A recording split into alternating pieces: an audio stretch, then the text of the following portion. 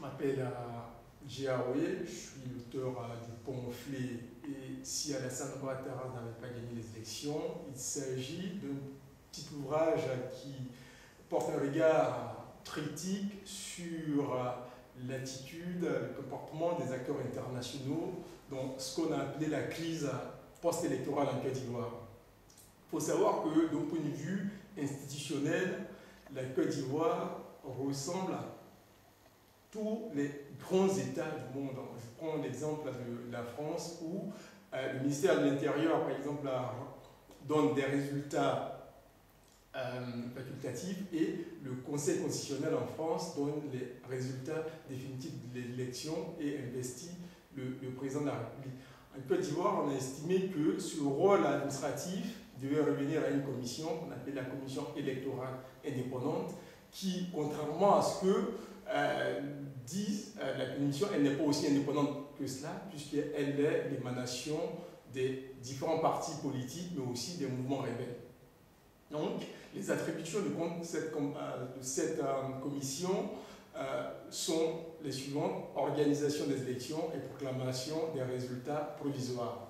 Donc, il appartenait au Conseil constitutionnel en tant que juge des élections, de l'élection présidentielle et des élections législatives en Côte d'Ivoire, de proclamer des résultats législatifs. Des résultats définitifs. Et c'est ce qui s'est passé au premier tour. Au second tour, la commission électorale n'étant pas en mesure de proclamer des résultats provisoires, le Conseil, parce que cette commission était fort close, elle disposait de 72 heures pour donner ses résultats.